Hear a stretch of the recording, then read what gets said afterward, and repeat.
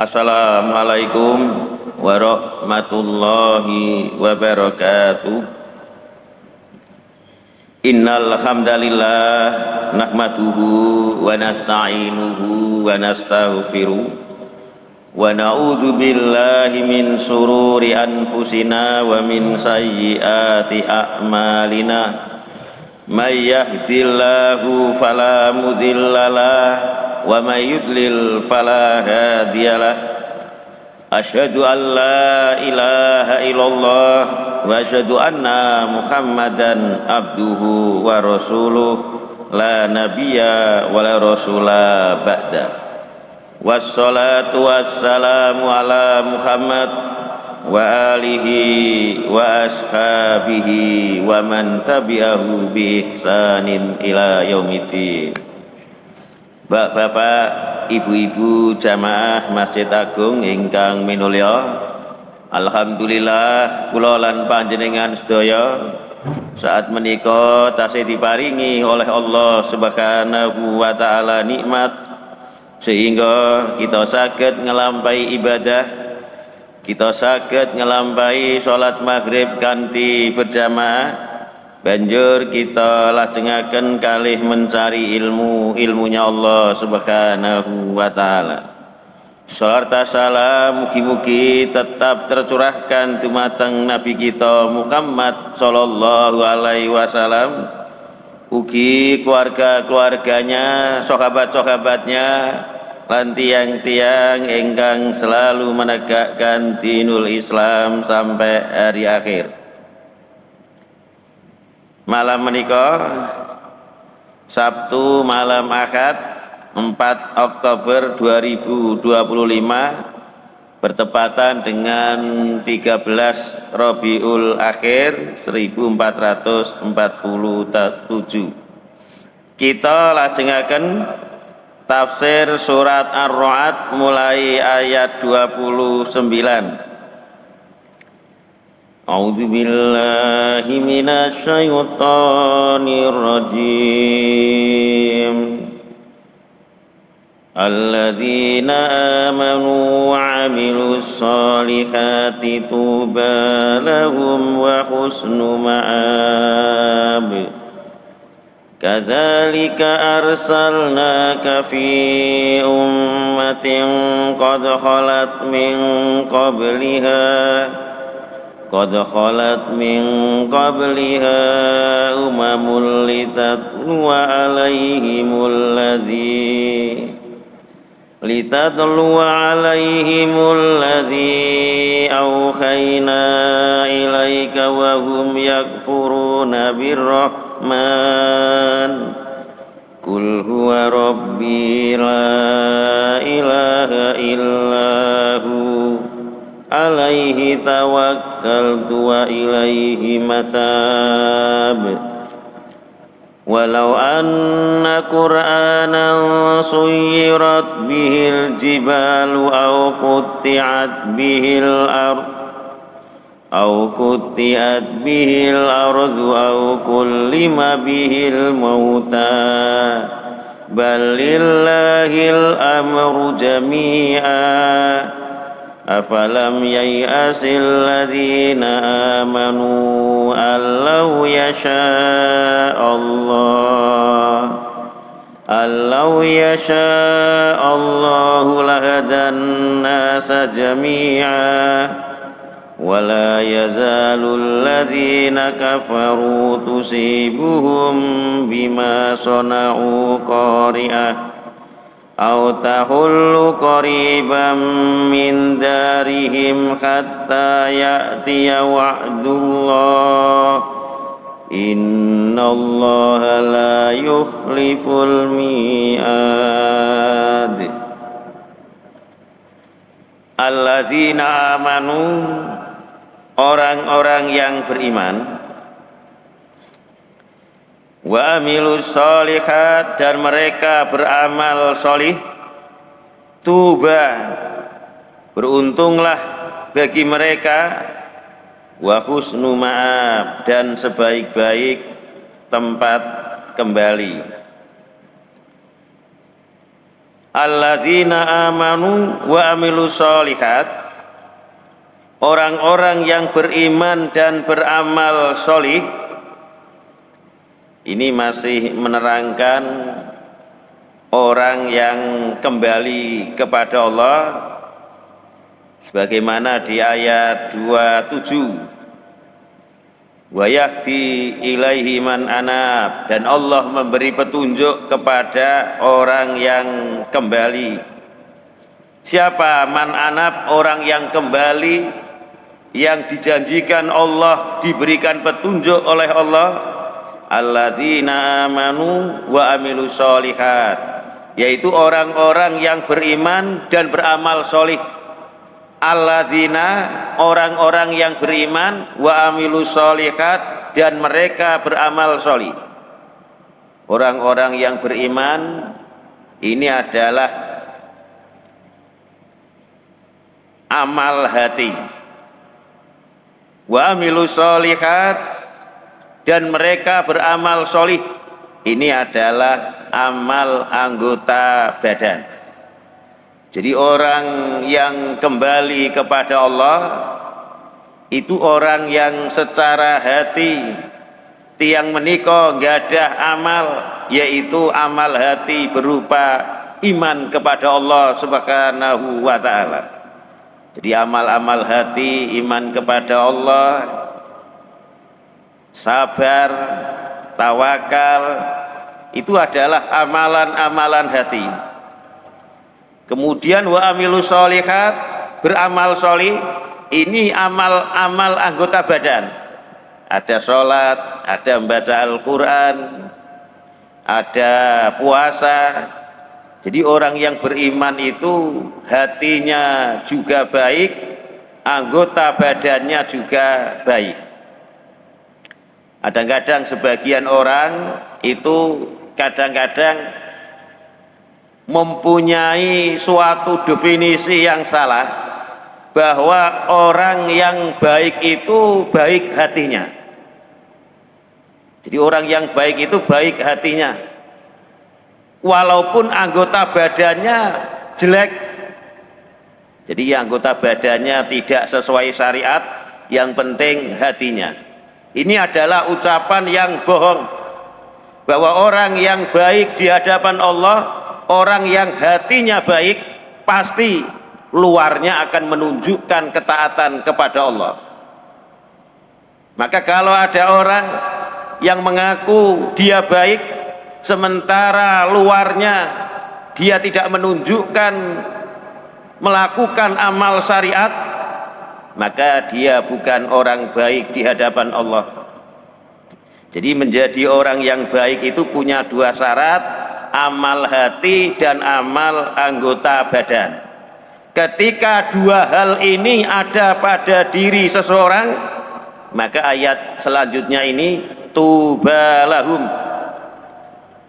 Tubalahum, ahli tafsir menyebutkan beberapa tafsir, di antaranya bahwa tuba itu adalah pohon di surga.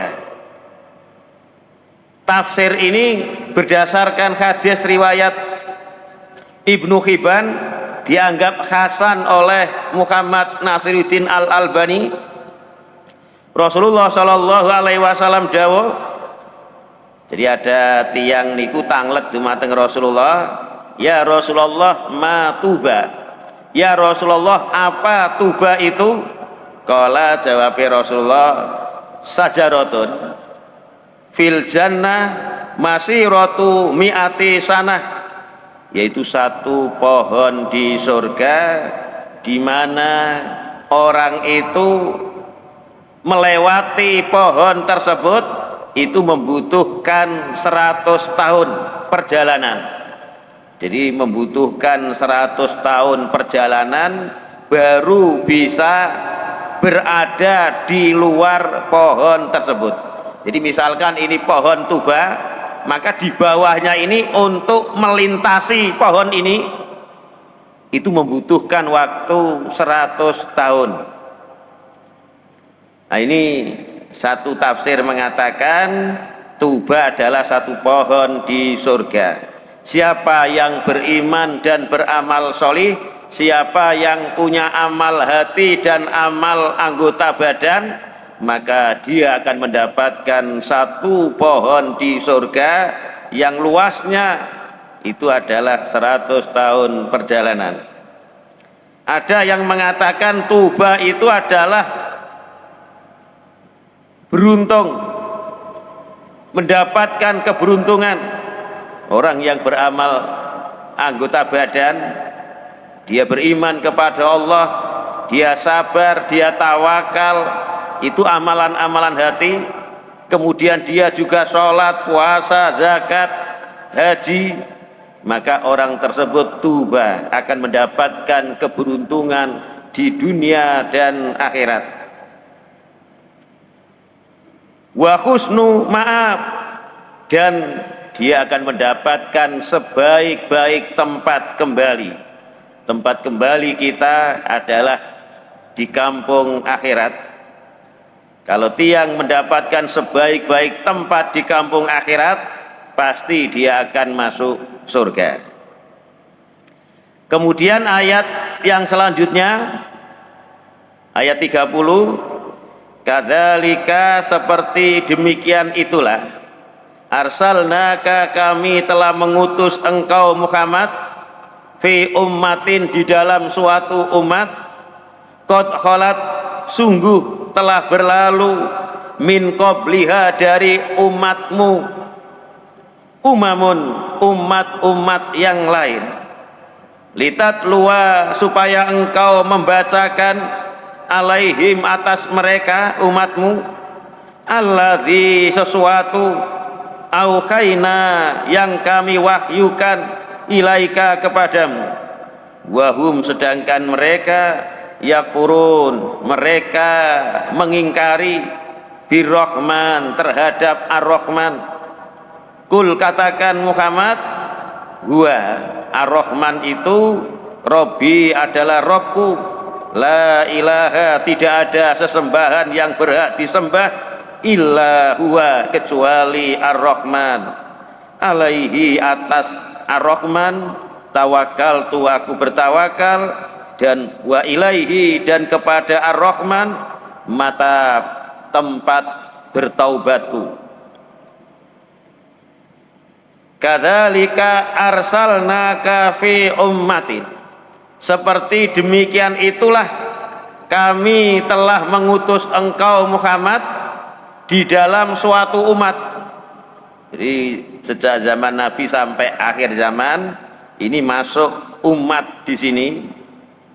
Qad khalat min qabliha, sungguh telah berlalu sebelum umatmu Muhammad, yaitu umat-umat yang lain. Dan engkau diutus kepada umatmu, litatluwa alaihim, supaya engkau membacakan kepada mereka sesuatu yang kami wahyukan kepadamu. Jamaah ingkang minulya, ini adalah tugas Rasulullah Shallallahu Alaihi Wasallam, bahwa beliau sebagai Rasul utusan Allah itu untuk memberikan hidayatul bayan berupa Al-Quran dan hadis. Jadi ada dua hal yang diturunkan Allah, sebagaimana di surat Al-Baqarah ayat 3, alladzina yu'minuna bima unzila ilaika. Orang-orang muttaqin itu orang yang mengimani apa yang diturunkan kepadamu Muhammad. Yang diturunkan kepada Rasulullah Muhammad itu ada dua, yaitu Al-Quran dan hadis. Jadi dua-duanya, baik Al-Quran dan hadis, itu adalah wahyu dari Allah. Hadis niku adalah nopo mawon engkang disandarkan kepada Nabi, baik itu ucapan Nabi, itu disebut hadis qauliyah, atau perbuatan Nabi, itu adalah hadis fi'liyah, atau ketetapan Nabi, itu disebut hadis takririyah. Jadi apa saja yang disandarkan kepada Nabi itu adalah hadis. Dan hadis itu salah satu wahyu yang Allah turunkan kepada Rasulullah Shallallahu Alaihi Wasallam. Wa ma yantiqu anil hawa. Dan Muhammad itu tidak berbicara berdasarkan hawa nafsu. In huwa illa wahyu yuha. Tidaklah ucapan yang diucapkan Rasulullah melainkan wahyu yang Rasulullah diberi wahyu. Karena ucapan Rasulullah adalah wahyu, maka semua yang diberitakan Rasulullah pasti itu dari Allah. Kalau itu dari Allah, pasti yang diucapkan Rasulullah adalah benar, walaupun akal kita tidak bisa memahami. Nah, ini prinsip orang mukmin, bahwasanya ketika menghadapi Al-Quran dan hadis Rasulullah, mereka akan mendahulukan Al-Quran dan hadis di atas ucapannya para ulama, para profesor, para guru, atau semua manusia. Jadi ucapan Rasulullah itu lebih dipegangi daripada ucapannya orang-orang yang dianggap punya titel. Satu contoh, ada ucapan daripada orang-orang yang mungkin disebut punya titel doktor tentang pendidikan anak, bahwa anak itu tidak boleh diberi kata-kata jangan, tidak. Jadi misalkan ada anak guyon atau melakukan sesuatu yang mungkin tidak tepat atau salah, maka hindari kata-kata jangan, tidak boleh. Nah, ini adalah teori seorang dokter, walaupun teori ini juga bertentangan dengan dokter yang lain. Wong, ini ucapan manusia itu tidak bisa dijadikan patokan. Hari ini dianggap benar, yang akan datang bisa salah. Karena hari ini dianggap benar, mungkin manusia belum tahu kesalahannya. Jadi salah satu contoh adalah kata-kata jangan dan tidak boleh. Kata-kata tidak boleh untuk seorang anak. Maka harus kita tanyakan, dalilnya itu dari mana? Kok sampai ada ucapan pendidikan anak itu tidak boleh seorang orang tua, guru atau siapapun itu untuk menegur anak dengan kata-kata jangan nak atau tidak boleh. Kalau tidak ada dalil dari Al-Quran dan hadis, itu adalah pemikiran manusia. Sekali lagi, pemikiran manusia bisa benar, bisa salah. Akal manusia bisa benar, bisa salah. Akal si A dianggap benar oleh kelompoknya, tetapi dianggap salah oleh kelompok yang lain. Kalau begitu, akalnya siapa yang dijadikan patokan? Maka kita harus hadirkan apakah betul kata-kata dokter pendidikan anak yang mengatakan tidak boleh mengatakan kepada anak dengan kata-kata jangan dan kata-kata tidak boleh. Maka kita kembalikan kepada Al-Quran dan hadis. Di dalam Al-Quran, seorang contoh tokoh di dalam Al-Quran disebut Luqman. Ketika Luqman mengatakan kepada anaknya, ya bunaya la tusrik billah, hei anakku, jangan engkau menyekutukan Allah. Ini dari Al-Quran. Itu kalau kita sebagai orang tua untuk mengajarkan tauhid kepada anak, itu diantara pendidikan tauhid, la tusrik billah, jangan engkau menyekutukan Allah. Jadi kata-kata jangan itu sangat diperlukan di dalam pendidikan tauhid, karena tauhid itu terdiri dari dua, yaitu meniadakan berupa jangan atau tidak boleh. Jadi tidak atau jangan itu disebut meniadakan, dan kata yang satu menetapkan.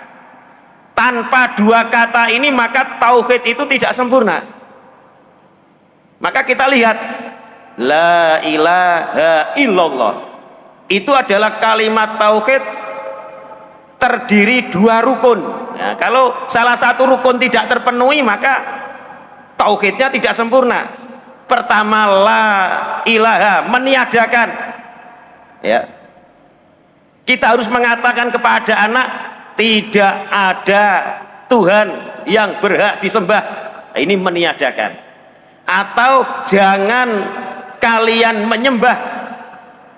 Ini rukun pertama, yaitu berisi meniadakan, baik kata-kata jangan atau kata-kata tidak. Kemudian rukun yang kedua, illallah, kecuali Allah. Ini menetapkan. Jadi meniadakan sesembahan selain Allah dan menetapkan yang berhak disembah itu hanyalah Allah. Nah, maka kalimat kadang-kadang orang itu kan, wah ini kan dokter anak, ya. Rasulullah Muhammad itu bukan dokter. Nah, kadang-kadang orang kalau orang itu tidak mengimani Rasul, satu ucapan Rasul itu didustakan, itu nanti ucapan-ucapan Rasul yang lain itu pasti akan didustakan. Jadi orang mukmin itu semua ucapan Rasul itu dibenarkan, walaupun toh bertentangan dengan akal. Jadi bukan bertentangan dengan akal, hanya akal manusia tidak sanggup untuk memahami. Jadi maka tidak semua syariat itu harus akal ngerti. Tidak harus, kalau akal manusia sangat pendek sekali. Sholat maghrib 3 rakaat. Akalnya siapa yang bisa membenarkan bahwa sholat maghrib itu 3 rakaat? Akalnya siapa? Misalkan ada orang, oh betul secara akal sholat maghrib itu 3 rakaat. Kemudian kalau sholat maghrib 4 rakaat, akal siapa yang menyalahkan? Kita sholat maghrib 3 rakaat itu bukan berdasarkan akal, tetapi berdasarkan dalil. Kita nggak paham kok 3 rakaat itu nggak paham. Kena apa kok mboten 2 rakaat, 1 rakaat, 4 rakaat, kok 3 rakaat? Akal tidak mampu, ya. Kita kembali, litat luwa alaihimul ladzi auhayna ilaika, engkau diutus Muhammad untuk membacakan wahyu yang telah Allah wahyukan kepada engkau, baik Al-Quran ataupun hadis. Wahum yakuruna birrahman, tapi mereka orang-orang kafir, mereka mengingkari Ar-Rahman. Ar-Rahman ini adalah Allah yang maha pengasih. Jadi menurut suatu riwayat di dalam buku tafsir, asbabun nuzul ayat ini adalah ketika Rasulullah Shallallahu Alaihi Wasallam berdoa dengan menyebutkan Ar-Rahman, itu mereka mengira bahwa Ar-Rahman itu adalah Tuhan selain Allah. Maka mereka mencela Muhammad. Muhammad melarang menyembah beberapa Tuhan, tapi ternyata Muhammad itu menyembah 2 Tuhan, yaitu Allah dan Ar-Rahman. Maka turunlah ayat ini, wahum yakfuruna birrahman, dan mereka mengingkari Ar-Rahman. Kul, katakan Muhammad, huwa Ar-Rahman itu Robbi, adalah Tuhanku, yaitu Allah. La ilaha illa huwa, tidak ada Tuhan yang berhak disembah dengan benar kecuali Dia, Ar-Rahman, yaitu Tuhanku Allah. Alaihi tawakkaltu, kepadanya aku bertawakal dan kepadanya sebagai tempat bertaubatku. Kemudian ayat ke-31, walau anna Qur'anan lan munggoh atau seandainya, lau seandainya atau munggoh, anna Qur'anan ada bacaan suyirat yang dibuat berjalan atau goncang, bihi disebabkan bacaan tersebut, al jibal gunung-gunung, au qutti'at atau terbelah, bihi disebabkan Qur'anan bacaan, al ardu bumi, au kullima atau dibuat berbicara, bihi disebabkan Quran atau bacaan, al mauta orang mati, balillahil amru bahkan milik Allah lah semua perkara jami'an semuanya. Kita jelaskan sampai kullima bihil mauta. Dan seandainya kok ada suatu bacaan yang bacaan ini bisa menyebabkan gunung, ya gunung Kendil, gunung Julok atau gunung Semeru, gunung seluruh dunia itu bisa berjalan, bisa bergetar, bisa goncang disebabkan bacaan tersebut, atau bumi itu terbelah, bumi terbelah disebabkan bacaan tersebut, atau orang mati yang tidak bisa bicara itu dibuat bisa bicara gara-gara ada bacaan tersebut. Di sini tidak disebutkan jawaban lau. Jadi lau ini membutuhkan jawaban. Jadi seandainya ada bacaan yang bacaan itu bisa membuat gunung-gunung berjalan, bisa membuat bumi terbelah, bisa membuat orang mati bisa bicara, tidak disebutkan jawabannya oleh para ulama ahli tafsir. Itu jawabannya adalah dibuang. Jawabannya adalah lakana hadzal Quran. Sungguh bacaan tersebut itu adalah Al-Quran. Jadi dalam ayat ini menunjukkan keagungan Al-Quran dibanding kitab-kitab terdahulu. Jadi ada kitab Zabur, ada kitab Taurat, ada kitab Injil, ada lembaran-lembarannya Musa, lembaran-lembarannya Ibrahim. Itu semua bacaan-bacaan. Al-Quran juga bacaan karena dibaca. Tetapi bacaan kitab-kitab terdahulu itu tidak akan mampu untuk membuat gunung berjalan, bumi terbelah, orang mati bisa berbicara. Yang bisa adalah Al-Quran. Ini menunjukkan bahwa fadilahnya Al-Quran, keagungan Al-Quran melebihi daripada kitab-kitab terdahulu.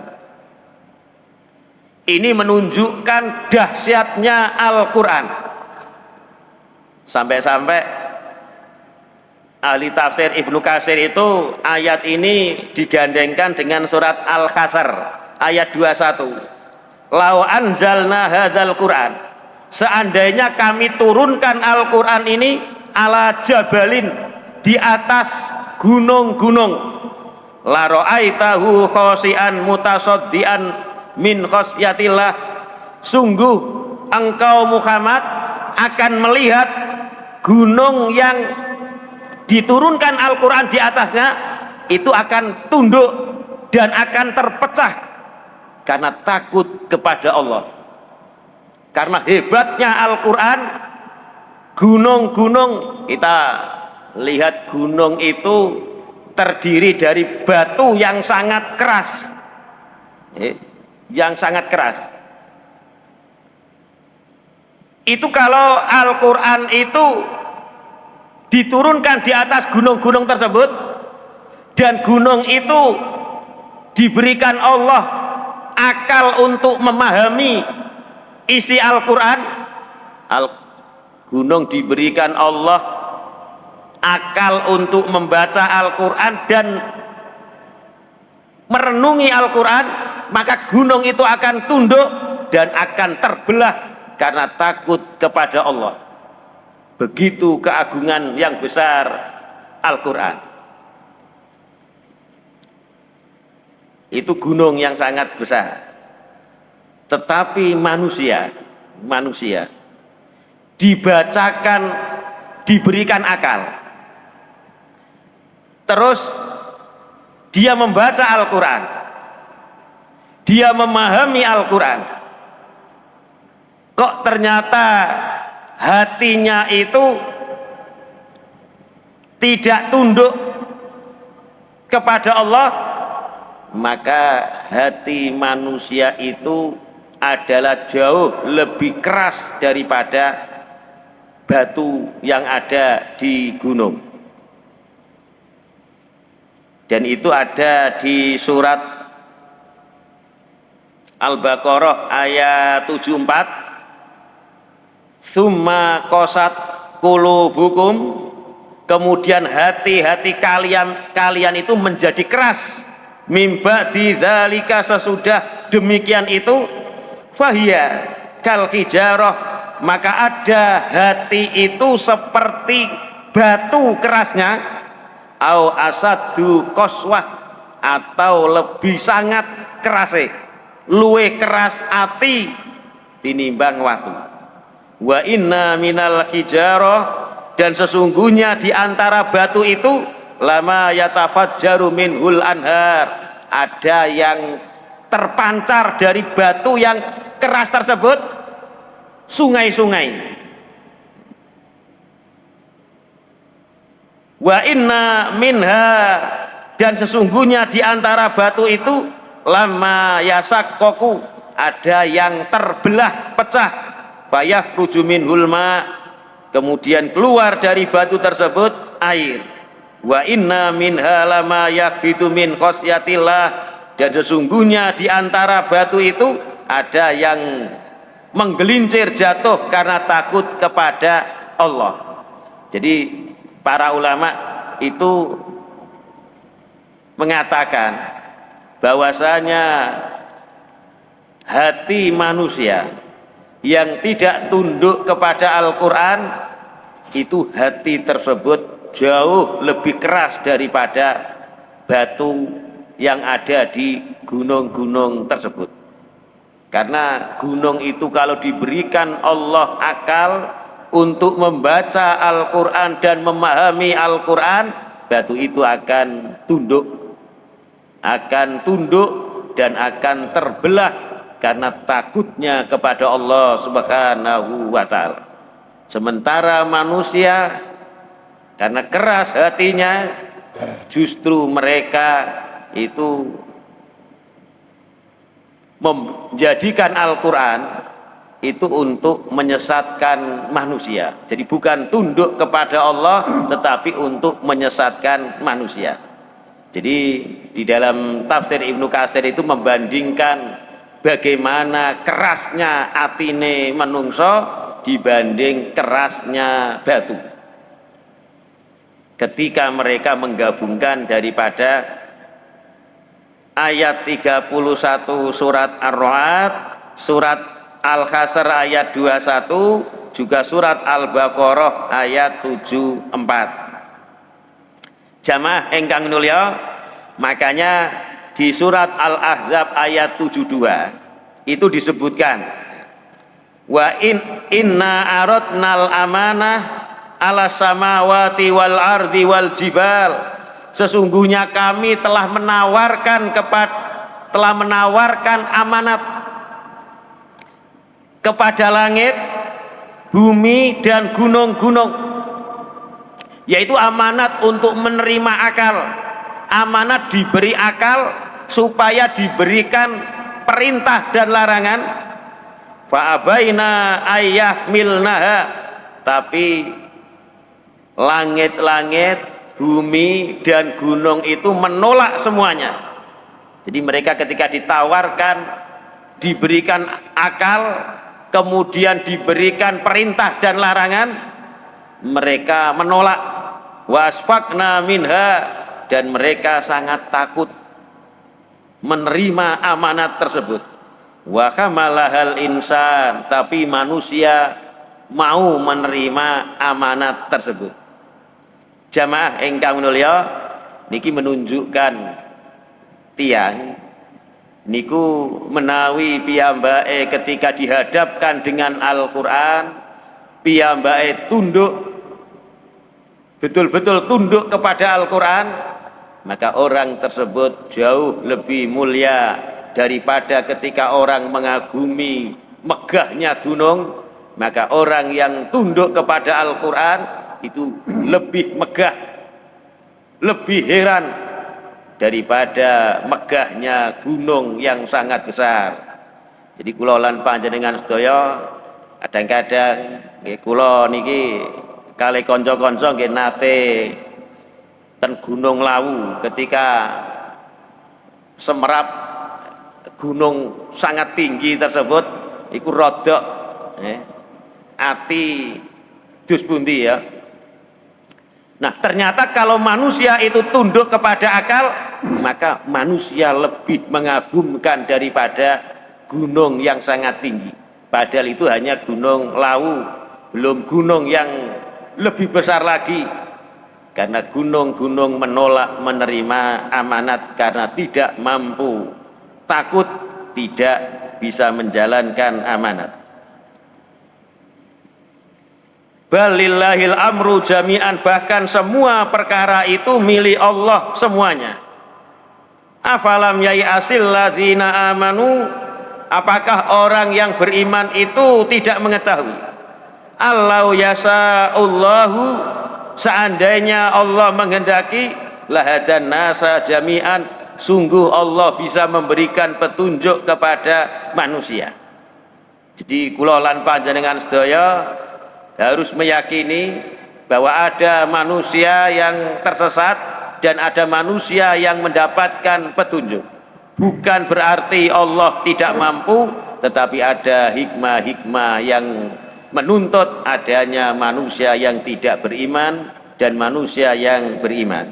Mugi-mugi wonten guna lan manfaat kanggone kula lan panjenengan sedaya. Subhanaka Allahumma bihamdika asyhadu an la ilaha illa anta astaghfiruka wa atubu ilaik. Wassalamualaikum warahmatullahi wabarakatuh.